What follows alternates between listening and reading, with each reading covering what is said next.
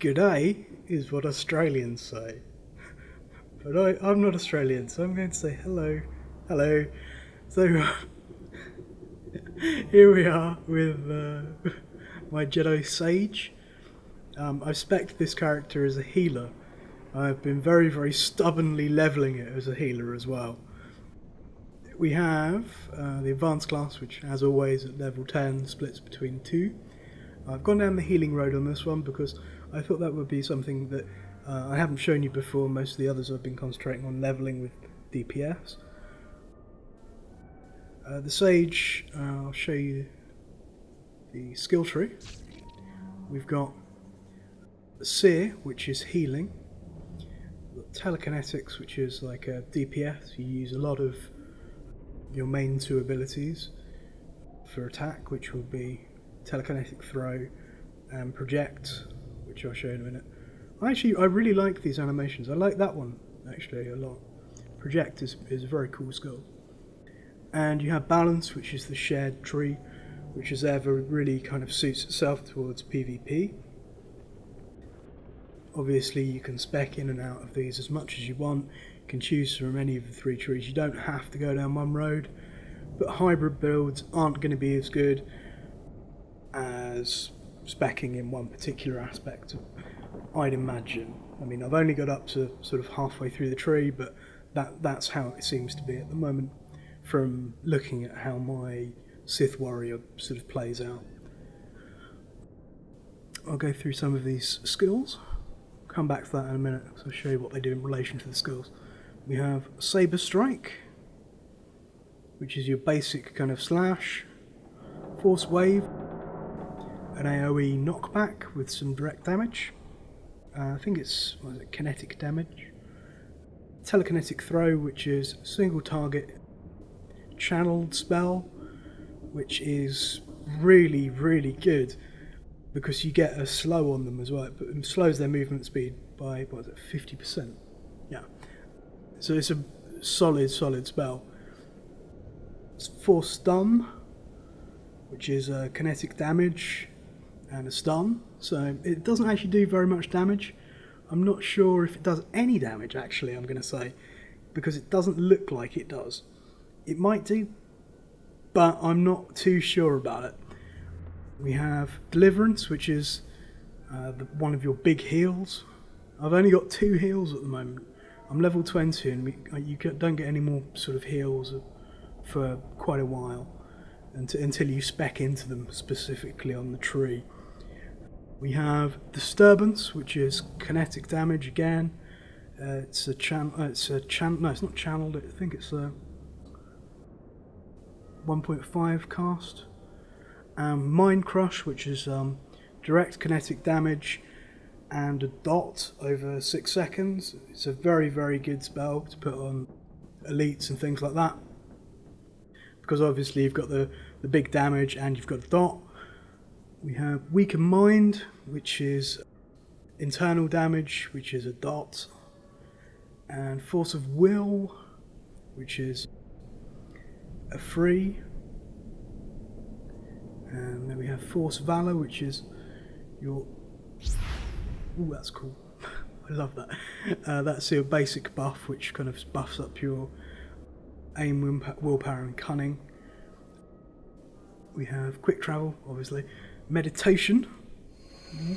So I'll recuperate animation. All nice and glowy. I'm very pleased with the way this character went. I've done some run-throughs with it. I heal abysmally because I was so tired when I was levelling up. I was absolutely shattered. I said in one of my other videos, I played a lot in one sitting, possibly about 20 hours. It was crazy. So we have Force Armor, which is like a bubble that you cast on players before they go into combat. It absorbs what's it? Where are we? Let's have a look. Doesn't actually say how much it absorbs, which is strange. But it absorbs quite a lot of damage. So if you've got a tank, you want to cast that just before they're going in to make that first pull. We have Project, which are talked about a little bit. It's one of your main damage bread and butters, along with telekinetic throw. And we have benevolence, which is a little direct heal, and force potency. Force potency, when you cast it, I'll show you the cast. You get a little buff like that, and that comes up for like 20 seconds, and that increases your critical chances with any of your force-based spells. So force-based spells obviously wouldn't include things like double strike, because that's lightsaber, but if you're doing damaging spells like throw or force stun, which I'm iffy on still, or disturbance, or even your heals, you get a better chance at critting with those. So you see higher numbers, and higher numbers, what do they make? They make nothing. They make, for a happy raid, I suppose. I was going to say points win prizes. Points win prizes. Points win prizes, and points mean prizes. What the hell? So then we have speed buff, which is a quick 2-second burst of speed, which is really good. It only applies if you're on the ground. If you jump, go back to normal speed. And Mind Snap, which is an interrupt, and Noble Sacrifice, which is sacrifices health to force. So I'll show you. If you've ever played a warlock, I'll try and see. It's very hard to actually lose force. If yellow bar is force, this is the whole mechanic of the class. It's like mana.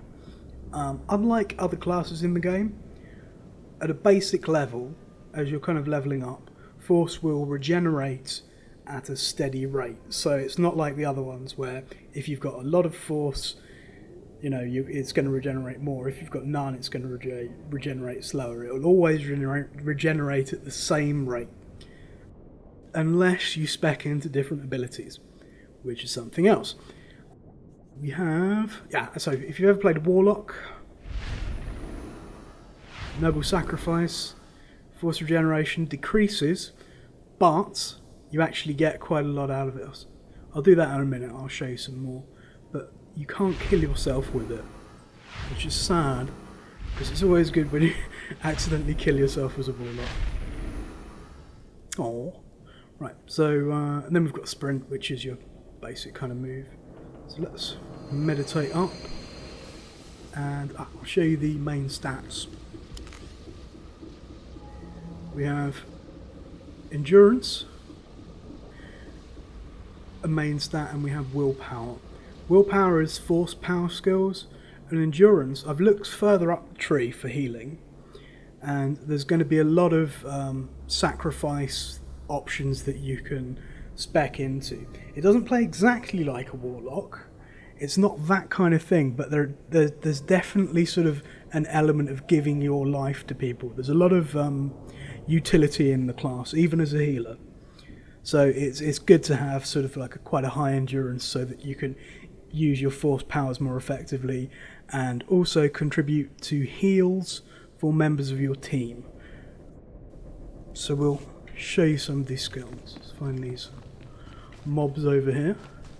It's very picturesque. I picked this spot because it's a lovely little spot. We want a picnic. Nice picnic. I was tempted to do a Yogi Bear impression, but it wouldn't come across well. I know it. So I'll show you the first off. So channel telekinetic throw, which is a bunch of pebbles effectively, but it does a hell of a lot of damage. I mean, these are level 18 mobs, so I'm only 2 levels higher. It's not that much of a huge margin. And show you project. Project is actually a good skill because you can use it while you're moving. Digs a large chunk of rock or something out of the ground. There are lots of different things you can pick up out of the ground. It used to only be one item, which was nicely called by the community the septic tank. Pull up a septic tank and launch it at somebody. Right, I'll show you this for speed. It's not very long, but it's actually, you can get quite a long way away from people if you're in PvP with it. Right, let's go for a stun. Let's show you stun. See, a lot of these abilities, this is something I was quite... I'm not going to say I was pissed off about it. I was a little disappointed. A lot of the abilities on the Sage look very, very similar. So we've got the stun. Right, let's heal Quais and the Fairs. It's a very normal class. It's what you'd expect as a basic kind of healer, and I don't know if that disappoints me or not too much. Simply because I think I played a Chloromancer for a while when I was playing Rift, and I really enjoyed healing that way. But it seems a little bit boring. But that might just be me. I mean, I'm not gonna knock it for that, because there are plenty of other games which are a lot worse. But the heal animations are fairly similar. I'm going to be honest, when I was leveling up, I couldn't really get into it too much. I may have an aversion to heals, but it's a very underwhelming class. But there's no doubt that as a Sage, if you're going to spec up as a healer, you're going to be a good healer, because you can kick out awesome amounts of heals, and also likewise if you go as telekinetic, if you go into the DPS tree. One of my friends was telling me he leveled up quite a few sort of different specs. He was a TK, what we call a TK build, telekinetic build, and they kick out awesome amounts of damage, especially in PvP. They rule. There you go. That's your knockback. That's force wave. Right, let's lift him. I didn't show you force lift, which is a crowd control. If I can actually get to it. There we are. I think that's a very fun one. That breaks on damage, so you've got to sort of clarify with your team in advance to let them know which targets are being CC'd and which aren't. It's usually easiest with pugs to just say, I'm going to CC the one on the left. That's what I've done for the last God knows how many years with public groups if I have to run with them. Mind Crush.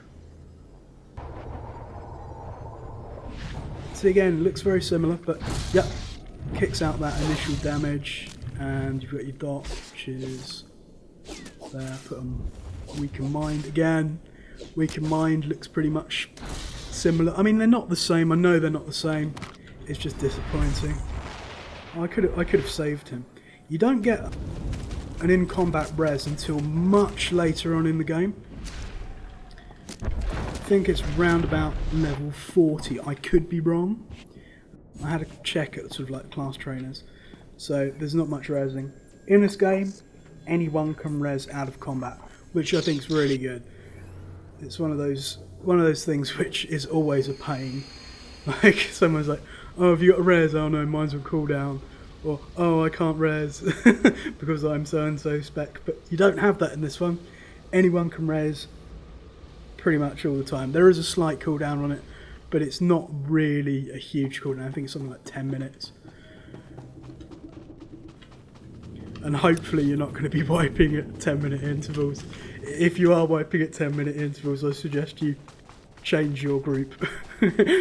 Or I don't know, maybe try a different instance on lower gear. Sorry, I'll quit that. Spoiler. I was almost spoiling it for you. Right, so anyway, that's my thoughts on the Sage Seer spec. And thanks a lot for watching and subscribing. As ever, you're kind and generous people, and I am a sycophant. Sling me a like if you like it, and thanks a lot for watching. I'll see you next time. Kipper out. Bye.